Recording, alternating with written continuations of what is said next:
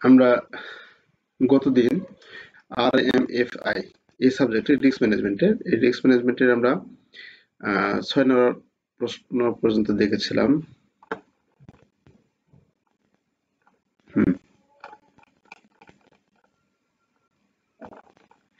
6 নম্বর প্রশ্ন 6 নম্বর আমরা 5 নম্বর পর্যন্ত মেবি দেখছিলাম। আমরা 6 নম্বর থেকে আলোচনা করব।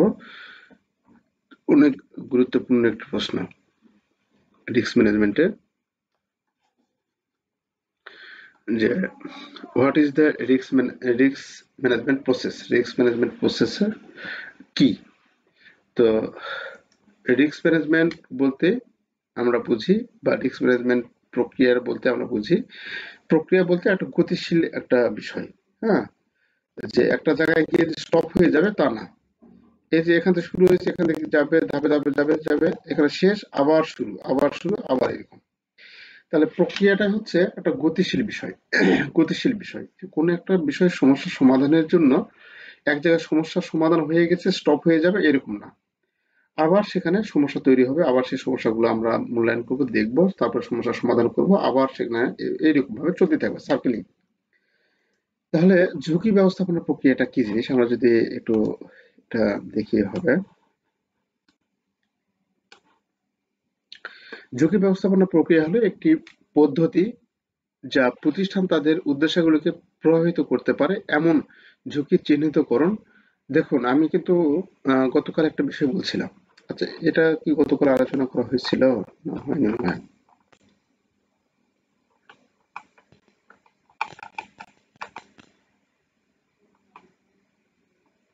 হয়নি। এখানে 5টি বা 4টি পয়েন্ট যদি আপনি দেখেন, এই পয়েন্টগুলো কিন্তু বারবার বারবার বারবার আসবে। আমি কিন্তু আবার বলে রাখছি যে এই পয়েন্টগুলো কিন্তু আমাদের বারবার আসবে। তো ঝুঁকি আহ, ব্যবস্থাপনা প্রক্রিয়া আমাদের এখানে ঝুঁকি চিহ্নিতকরণ, মূল্যায়ন, প্রশমিতকরণ, এই ভাষাগুলো একটু দেখবেন। প্রশমিতকরণ মানে কি, ঝুঁকিকে আমরা একবারে ইয়ে করব, মানে আর তৈরি হতে দেব না, আর ঝুঁকি একবার নিঃশেষ হয়ে যাবে, নিঃশেষকরণ আর কি যেটাকে বলে। তারপরে আছে নিরীক্ষণ করতে ব্যবহার করা হয়। এতে সাধারণত ঝুঁকি শনাক্তকরণ, মানে ঝুঁকি প্রথমে দেখব, ঝুঁকি কি তৈরি হচ্ছে, মানে কি ঝুঁকি সৃষ্টি হচ্ছে, এটা ঝুঁকি চিহ্নিত করা, ঝুঁকি চেনা আর কি। তারপরে মূল্যায়ন করব, আমরা ঝুঁকি দেখব যে ঝুঁকি কতটুকু আমাদের ক্ষতি করতে পারে, বা যতটুকু ঝুঁকি কতটুকু আমাদের ব্রাঞ্চের জন্য হুমকি স্বরূপ। তারপরে সেটা প্রশমিত করার চেষ্টা করব, মানে এই ঝুঁকি যেন তৈরি না হয় সেটা করার চেষ্টা করব। তারপরে সেটা আবার নিরীক্ষণ করব, যে ঝুঁকি প্রশমিত করার পর আমরা সেটা দেখব যে এটা আবার ঝুঁকি তৈরি হচ্ছে নাকি। এরকম আলোচনা কিন্তু গতকাল আমরা করেছি, একই কথা কিন্তু আবার বলছি। তো এই বিষয়গুলো এখানে, এই পয়েন্টগুলো আমাদের থাকবে। এতে সাধারণত ঝুঁকি শনাক্তকরণ, প্রতিটি ঝুঁকির সম্ভাবনা এবং প্রভাব নির্ধারণের জন্য ঝুঁকি মূল্যায়ন এবং ঝুঁকির অগ্রাধিকার, ঝুঁকির প্রশমন কৌশলের বিকাশ, ঝুঁকি নিয়ন্ত্রণে বাস্তবায়ন এবং ঝুঁকিগুলি কার্যকরভাবে পরিচালিত হয় তা নিশ্চিত করার জন্য চলমান ঝুঁকি পর্যবেক্ষণ, পর্যালোচনা সহ বেশ কয়েকটি মূল পদক্ষেপ থাকে। তাহলে এখানে শুধু একটি বিষয় না, প্রক্রিয়া বলতে ঝুঁকি চিহ্নিত করা, ঝুঁকি মূল্যায়ন করা, ঝুঁকি শ্রেণীবিন্যাস করা একটা কথা থাকবে, মানে অনেকগুলো ঝুঁকি থাকবে। তার মধ্যে কোন ঝুঁকিটা আমাদের আগে প্রশমিত করবো, এরকম বিষয় এখানে থাকবে। তারপরে ঝুঁকি নিয়ন্ত্রণ, প্রশমিত করা, ঝুঁকি নিয়ন্ত্রণ করা, আহ, নিরীক্ষা করা বা নিয়ন্ত্রণ করা, এরকম কথা এখানে লেখা থাকবে। তো এই কথাগুলো বা এই ভাষাগুলো বারবার আসবে। আর এগুলো সবগুলো মিলিয়ে হচ্ছে আমাদের কাছে ঝুঁকি ব্যবস্থাপনা প্রক্রিয়া। মানে ঝুঁকি তৈরি থেকে শুরু, ঝুঁকি যে সৃষ্টি হচ্ছে এটা চিহ্নিতকরণ থেকে শুরু করে এটা প্রশমিত করা পর্যন্ত, তার পরবর্তী যে নিরীক্ষা করা পর্যন্ত, মানে নিয়ন্ত্রণ করা পর্যন্ত যাবতীয় যতগুলো প্রসেস আছে, এর মধ্যে প্রক্রিয়া আছে, সবগুলো মিলে হচ্ছে ঝুঁকি ব্যবস্থাপনা প্রক্রিয়া। আমরা ঝুঁকি ব্যবস্থাপনা প্রক্রিয়ার স্টেপ বা ধাপ যদি দেখি, এই ধাপটা আমি বারবার করে বলছি, এই ধাপটা অবশ্যই আপনি মনে রাখবেন এবং এই সিরিয়ালে মনে রাখবেন। এটা আপনাদের বইয়েও দেওয়া আছে, এইভাবেই দেওয়া আছে, ঠিক আছে? আহ, আমি আগেই বলছি, আপনাদের বইয়ের জ্ঞান এবং আপনার জ্ঞানের সংমিশ্রণ ঘটিয়ে এখানে প্রশ্নের অ্যান্সার গুলো করবেন, তাহলে ভালো কিছু হবে। তাহলে এখানে আমাদের রিস্ক আইডেন্টিফিকেশন আছে। আচ্ছা, বাংলা অপশন যায়। ঝুঁকি ব্যবস্থাপনা প্রক্রিয়ার ধাপগুলো অত্যন্ত গুরুত্বপূর্ণ প্রশ্ন, অত্যন্ত গুরুত্বপূর্ণ প্রশ্ন। হ্যাঁ, তো কি কি আছে ঝুঁকি শনাক্তকরণ? আল্লাহর ওয়াস্তে এই কটা পয়েন্ট অবশ্যই ঠোঁটস্থ রাখতে হবে। ১ ঝুঁকি শনাক্তকরণ, ২ ঝুঁকি মূল্যায়ন। ঝুঁকি শনাক্তকরণ, ঝুঁকি মূল্যায়ন, ঝুঁকির অগ্রাধিকার, এই বিষয়গুলো সঙ্গে সঙ্গে বলে যায়। ঝুঁকি শনাক্তকরণ বলতে ঝুঁকি চিহ্নিত করতে হবে। আমরা ঝুঁকি যদি চিহ্নিত করতেই না পারি তাহলে কিন্তু আমরা সেটা ঝুঁকি ধরতে পারবো না, আমাদের বড় অঙ্কের ক্ষতি হয়ে যেতে পারে। তাহলে ঝুঁকি শনাক্তকরণ, ঝুঁকি মূল্যায়ন। আমরা ঝুঁকি মূল্যায়নের এখানে ঝুঁকির তীব্রতা দেখবো যে আমরা আমাদের যে ঝুঁকিগুলো রয়েছে সেই যে ঝুঁকিগুলো সৃষ্টি হচ্ছে সেই ঝুঁকিটা আমাদের কিরকম ক্ষতি করতে পারে। যেমন এই যে গুণগত মূল্যায়নের ক্ষেত্রে হচ্ছে ঝুঁকির তীব্রতা, সম্ভাব্যতা, নিয়ন্ত্রণযোগ্যতা, মানে এটা তীব্র কিরকম হতে পারে, কতটুকু ক্ষতি করতে পারে, সম্ভাবনা কিরকম, এটা ঘটার সম্ভাবনা কত পার্সেন্ট, 10%, 20%, না 90%, 100%, এটা আমরা নিয়ন্ত্রণ করতে পারবো কি পারবো না, এই বিষয়গুলো এখানে আলোচনা করা হয় ঝুঁকি মূল্যায়নটা করার সময়। তারপরে ঝুঁকির অগ্রাধিকার, অনেকগুলো ঝুঁকি থাকতে পারে। ঝুঁকির কোনটা অগ্রাধিকার, কোনটা তীব্রতা বেশি, কোনটা ঘটার সম্ভাবনা বেশি থাকবে, সেই ঝুঁকিগুলোকে আমরা অগ্রাধিকার ভিত্তিতে আগে রাখবো আর কি। তো এটা অগ্রাধিকার, এই পয়েন্ট আকারে না দিতে পারলেও এই পয়েন্টটা যেন আপনার মিসিং না হয়। হুম। তো প্রথমে ঝুঁকি শনাক্তকরণ, ঝুঁকি মূল্যায়ন, এখানে একটা পয়েন্টে দেখেন পরবর্তী অধ্যায়গুলোতে একই রকম খালি মেকানিজম করে এদিক ওদিক করে লেখা। এই বিষয়টা আপনি কিন্তু এই রিস্ক ম্যানেজমেন্টে আপনি অ্যাপ্লাই করার সুযোগ আছে কিন্তু। আচ্ছা, তারপরে আছে ঝুঁকি অগ্রাধিকার তো বুঝলাম। তারপরে আছে ঝুঁকি প্রশমন করা। প্রশমন করা মানে কি? ঝুঁকি মুছে ফেলা, ঝুঁকি যেন তৈরি না হয় এই ব্যবস্থা করা। ঝুঁকি তো একবারে আমরা নিঃশেষ করতে পারি না, ঝুঁকি আবার তৈরি হবে, একটা ঝুঁকি যাবে আরেকটা ঝুঁকি আসবে, ঝুঁকি থাকবেই, আপনার কাজে ঝুঁকি থাকবে। ব্যাংক কি এত সতর্ক অবস্থা, তারপর কি ব্যাংকের ঝুঁকি তৈরি হচ্ছে না? ব্যাংকের ঝুঁকি তৈরি হচ্ছে। এত ইন্টিগ্রিটি, এত সূক্ষ্মভাবে কাজ করা বাংলাদেশে কোনো প্রতিষ্ঠানে হয় না মেবি, যে এত সূক্ষ্মভাবে কাজ করা, তারপর সেখানে ঝুঁকি থেকে যায়, তারপর সেখানে ঝুঁকি থাকে। তার মানে ঝুঁকি কিন্তু নিঃশেষ হওয়ার জিনিস না, ঝুঁকি আমাদের থাকবে, নিত্য নতুন ঝুঁকি তৈরি হবে, নিত্য নতুন ঝুঁকি চলবে। তো এখানে আমাদের ঝুঁকি প্রশমন করতে হবে, ঝুঁকি থামিয়ে রাখতে হবে। হ্যাঁ, ঠিক আছে, ঝুঁকি যেন তৈরি না হয় সেই ব্যবস্থা করতে হবে। তাহলে ঝুঁকি শনাক্তকরণ অগ্রাধিকার দেওয়ার পর পরবর্তী ধাপ হলো সেগুলোকে প্রশমিত করা বা পরিচালনা করার কৌশল তৈরি করা। প্রশমনের কৌশলগুলি ঝুঁকির প্রকৃতির উপর নির্ভর করে পরিবর্তিত হতে পারে। এতে ঝুঁকি এড়ানো, ঝুঁকি হ্রাস, ঝুঁকি স্থানান্তর বা ঝুঁকি গ্রহণ অন্তর্ভুক্ত থাকতে পারে। তাহলে এইভাবে আমরা ঝুঁকিগুলো প্রশমন করতে পারি। ঝুঁকি প্রশমন করার পর তারপরে দেখবো, ঝুঁকি পর্যবেক্ষণ করবে, সেই ঝুঁকি আবার হচ্ছে কি হচ্ছে না, বা সে ঝুঁকি কিরকম আমাদের ভাবে আবার আক্রমণ করতেছে, বা এর তীব্রতা কিরকম, এই জিনিসগুলো আমরা পর্যবেক্ষণ করব। প্রশমন করার পর পর্যবেক্ষণ ও নিয়ন্ত্রণ করব। তারপরে আছে ঝুঁকি যোগাযোগ। ঝুঁকি যোগাযোগ, এখানে বলা আছে ঝুঁকি ব্যবস্থাপনা প্রক্রিয়া কার্যকর যোগাযোগ অত্যাবশ্যক। তাহলে এই ঝুঁকি যোগাযোগ বলতে ঝুঁকির জন্য আমরা বিভিন্ন পক্ষের সাথে যেন সহজে যোগাযোগ করতে পারি, আমাদের মালিক পক্ষের সাথে বা স্টেক হোল্ডারদের সাথে বা ম্যানেজমেন্টের সাথে যেন আমরা সহজে যোগাযোগ করতে পারি, সেই যোগাযোগের কথা বলা আছে এখানে। ডকুমেন্টেশন এবং রিপোর্টিং, আমরা অবশ্যই কোনো ঝুঁকি তৈরি হলে সেই ঝুঁকিটা আমরা ডকুমেন্টেশন করবো, এই ঝুঁকিটা কিরকম, কিরকম তীব্রতা, কিরকম আমাদের ক্ষতি বা গ্রহণযোগ্যতা কতটুকু, বা এটাকে আমরা কতটুকু ভাবে প্রশমিত করতে পেরেছি, এরকম ডকুমেন্টেশন এবং রিপোর্টিং আমাদের ব্যবস্থা থাকতে হবে। তাহলে এটা হচ্ছে কিসের কি পড়তেছি, ঝুঁকি ব্যবস্থাপনা প্রক্রিয়ার ধাপ। মানে একটা ঝুঁকি তৈরি থেকে শুরু করে ঝুঁকি দাবিয়ে রাখার জন্য, মানে ঝুঁকি যেন সৃষ্টি না হয়, তৈরি না হয়, সেই কাজ করার জন্য যে যে আমাদের ধাপগুলো অনুসরণ করতে হয় সেই ধাপগুলো কিন্তু এটা দেখতেছি আমরা। এবং এই ধাপগুলাই আমরা প্রায় প্রত্যেকটাতেই আমরা এগুলো ইউজ করব। হ্যাঁ, বেশিরভাগ ক্ষেত্রে ইউজ হয়ে যাবে। আচ্ছা, নিয়ন্ত্রক সম্মতি, মানে নিয়ন্ত্রক সম্মতি বলতে বোঝাবে যে বাংলাদেশ ব্যাংকের গাইডলাইন, আমাদের যে সম্মতি দ্বারা আমরা নিয়ন্ত্রিত হই, বা যে রুলস এবং রেগুলেশন দ্বারা আমরা নিয়ন্ত্রিত হই, অবশ্যই বাংলাদেশ ব্যাংকের রুলস এবং রেগুলেশন দ্বারা আমরা নিতে হই। তারপর পর্যালোচনা অভিযোগ, এই কোটা পয়েন্ট অবশ্যই একটু মনে রাখার চেষ্টা করবেন, আমাদের এগুলা ব্যাপক ব্যবহার হবে এবং অনেক গুরুত্বপূর্ণ প্রশ্ন আসার মতো, অনেক গুরুত্বপূর্ণ ঝুঁকি ব্যবস্থাপনা প্রক্রিয়া। আচ্ছা, এরপর আমাদের বলা আছে যে দেখুন, ওই একই পয়েন্ট আবার এখানে আসছে, রিস্ক ম্যানেজমেন্ট এবং এন্টারপ্রাইজ রিস্ক ম্যানেজমেন্ট এর আওতা বা পরিধি আলোচনা করুন। দুটাই সিমিলার, সামান্য একটু পার্থক্য হতে পারে। রিস্ক ম্যানেজমেন্ট ঝুঁকি ব্যবস্থাপনা, এই ঝুঁকিটা বিভিন্ন ক্ষেত্রে, যেটা সাবঞ্জনীন সব সেক্টরে এটা আমরা আলোচনা করতে পারি। R enterprise risk management, enterprise বলতে কি বুঝি? আমরা কোনো প্রতিষ্ঠান বুঝি, তাই না? কোনো একটা বড় প্রতিষ্ঠান, বড় সংস্থা, এইরকম একটা জিনিস বুঝি আমরা। তাহলে প্রাতিষ্ঠানিক রিস্ক ম্যানেজমেন্ট আর কি যদি বলা যায়, শুধু রিস্ক ম্যানেজমেন্ট আর হচ্ছে প্রাতিষ্ঠানিক রিস্ক ম্যানেজমেন্ট, ইআরএম এর আওতা বা পরিধি আলোচনা করো। ইআরএম এর যে ঝুঁকি বা রিস্ক রয়েছে, এই রিস্কটা কতদূর পর্যন্ত আমাদের যেতে পারে বা হতে পারে, সেই জিনিসগুলো এখানে একসঙ্গে দুটো আলোচনা করা হয়েছে আর কি, কারণ দুটা যেহেতু সিমিলার। তার ঝুঁকি শনাক্তকরণ, এখন ওই কাহিনীগুলো আবার আসছে এখানে। ঝুঁকি শনাক্তকরণ, ঝুঁকি মূল্যায়ন, ঝুঁকি প্রশমন, নিয়ন্ত্রণ, পর্যালোচনা, পর্যবেক্ষণ, সম্মতি ও নিয়ন্ত্রক, অপারেশনাল রিস্ক, আর্থিক ঝুঁকি, কৌশলগত ঝুঁকি। ওই পয়েন্টগুলো আমরা কিন্তু এখানে আবার ব্যবহার করতে পারছি। আচ্ছা, এটা হচ্ছে এন্টারপ্রাইজ,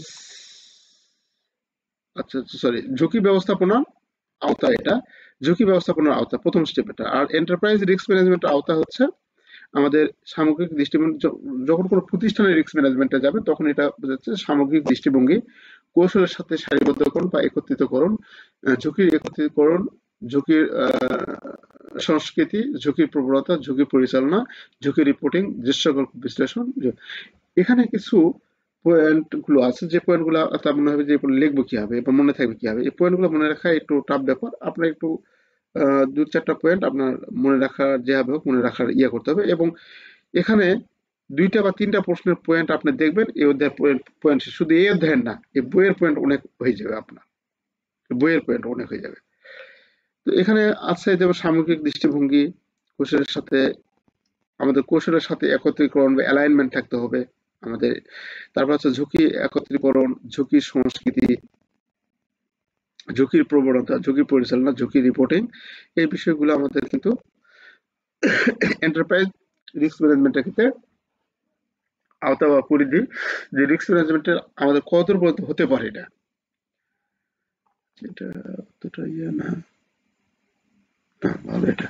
এই এন্টারপ্রাইজ রিস্ক ম্যানেজমেন্ট এটা কিন্তু অনেক গুরুত্বপূর্ণ। এই যেটা ইআরএম, ইআরএম এর আওতা পরিধি, এন্টারপ্রাইজ রিস্ক ম্যানেজমেন্টের ইআরএম এর আওতা বা পরিধি অনেক গুরুত্বপূর্ণ প্রশ্ন।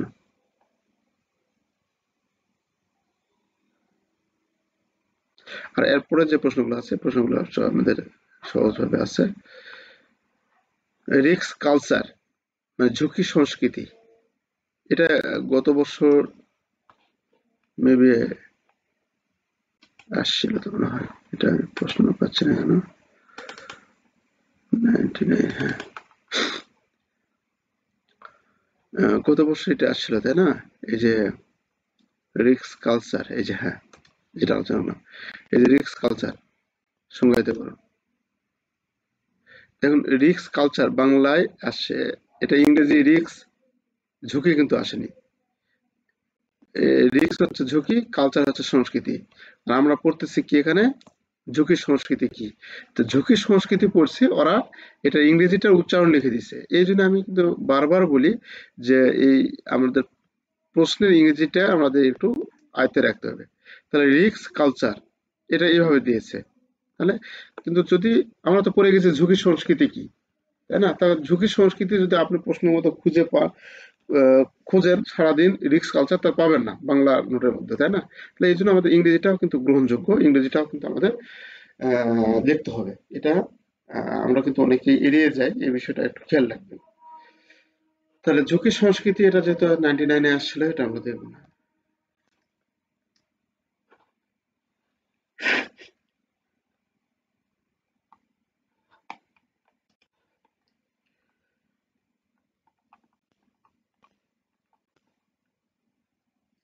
একটা অধ্যায়ের সবকিছুই রিডিং একটু পড়ে যাওয়ার চেষ্টা করবেন। এটা না অনেক বেশি বড় হওয়ার কারণটা হচ্ছে যে একসাথে ইংরেজি বাংলা দুইটা দিয়ে আছে তো। এটা যদি ছোট করতাম, কয় পেজ আছে এবং ফন্ট বড় করা আছে এখানে। এটা আছে দেখুন 34 পেজ। যদি আমি শুধু বাংলায় দিই তাহলে তখন 17 পেজে নেমে আসবে। মানে 17 পৃষ্ঠা মানে 8 পাতা। এক অধ্যায় হচ্ছে 8 পাতা। এটা ফন্ট 12 করা আছে। যদি ফন্ট আমি 10-এ দিই তাহলে সেটা চলে আসবে 6 পাতায়। তো 6 পাতা একটা বিষয় আপনি পড়বেন না, আনন্দের সহিত পড়বেন। আমরা পেপার পত্রিকায় ফন্ট পড়ি হচ্ছে 9 ফন্টে, সরি 8 ফন্টে, 8 ফন্টে। তাহলে ওর চেয়ে আর 2 ফন্টে বেশি যদি আমরা পড়ি, এটা এটা 10 ফন্টে লেখা আছে, দেখুন এই যেটা ফেসবুক গ্রুপে যেটা, এটা 10 ফন্টে লেখা আছে। তাহলে এই 10 ফন্টে যদি ছয় ছয় পাতার একটা অধ্যায়, তো 6 পাতার একটা অধ্যায় যদি আমরা একটু না দেখি তাহলে কেমনে হবে? এই জন্য এটা একটু এত বড় না ভেবে একটু ছোট সহজ করে নেবেন। যদি এটা ইংরেজি দিয়ে আছে তো যার কারণে একটু আমাদের কাছে বড় মনে হচ্ছে। আচ্ছা, রিস্ক কালচারের এখানে কেন ঝুঁকি সংস্কৃতি যথাযথ গুরুত্ব দেওয়া উচিত?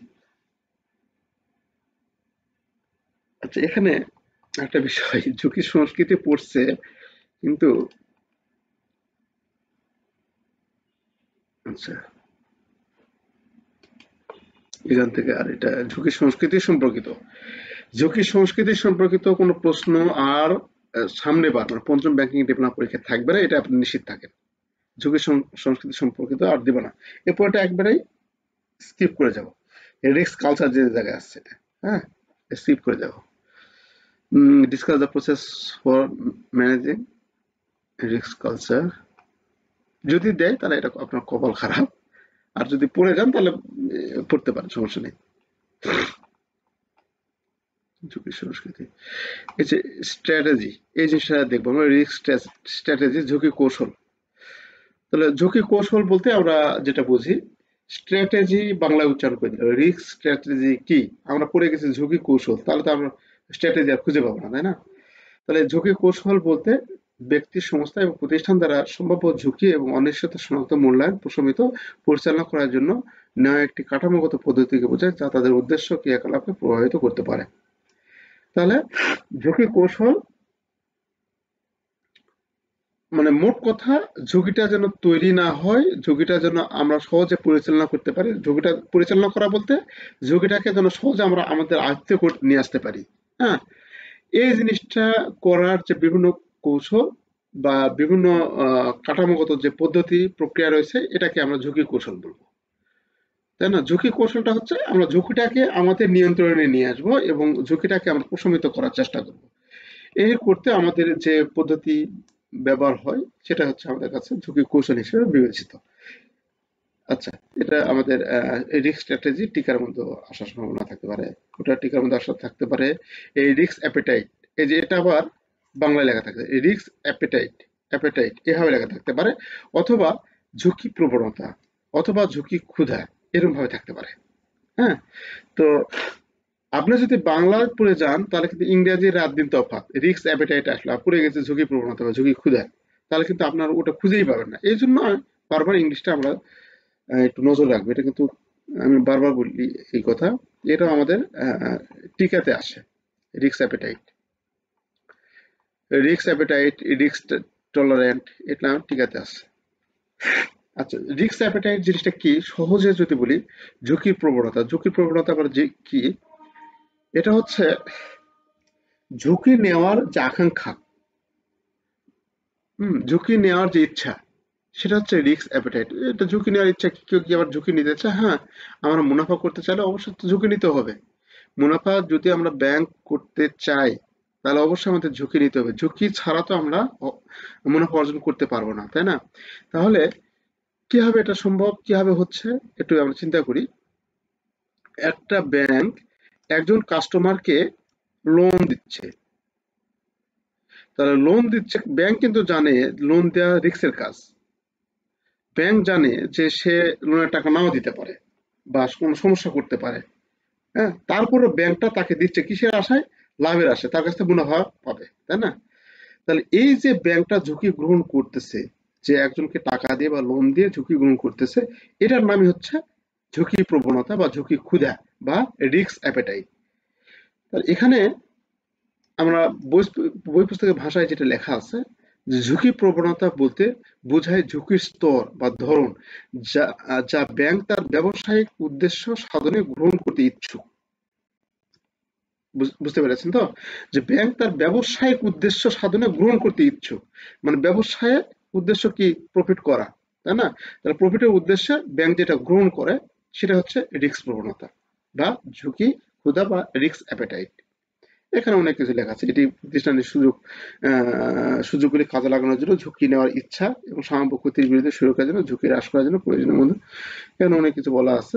এই জিনিসগুলো মানে মূল কথা হচ্ছে এটা যে লক্ষ্য উদ্দেশ্য অর্জনের জন্য ব্যাংক বা কোনো আর্থিক প্রতিষ্ঠান বা কোনো প্রতিষ্ঠান যে পরিমাণ ঝুঁকি নিতে ইচ্ছুক তাকে ঝুঁকি প্রবণতা বা ঝুঁকি ক্ষুধা বলে বা রিস্ক অ্যাপিটাইট বলে। ঝুঁকির প্রবণতা বলতে সর্বশেষে যেটা বলা আছে, ঝুঁকির প্রবণতা বলতে একটি প্রতিষ্ঠানে ব্যক্তির ইচ্ছা ক্ষমতাকে বোঝায় যা তাদের উদ্দেশ্য সাধনে বিভিন্ন মাত্রার ঝুঁকি সহ্য করা এবং পরিচালনা করার ক্ষমতা। যে আপনার ব্রাঞ্চ একজনকে দেখা যাচ্ছে যে 3 কোটি বা 5 কোটি টাকা পর্যন্ত সহ্য করতে পারবে, কিন্তু সেটা আপনার ব্রাঞ্চ 10 কোটি টাকা মানে সেই ঝুঁকিটা নেওয়ার মতো ক্ষমতা নেই বা সেটা নিতে পারবে না। তাহলে এই ঝুঁকিটা এটা কিন্তু ঝুঁকি ক্ষুধা হতে পারে না, বা ঝুঁকি প্রবণতা হতে পারে না। আপনার ব্রাঞ্চ যতদূর পর্যন্ত নিতে পারবে, হ্যাঁ, সেই ঝুঁকিগুলো সেটা ডিপোজিটের তোমার লোনের ক্ষেত্রে এই জিনিসগুলো আমরা বেশি চোখে পড়ে। আচ্ছা, রিস্ক টলারেন্স, টলারেন্স তো বিষয়ে সহনশীলতা।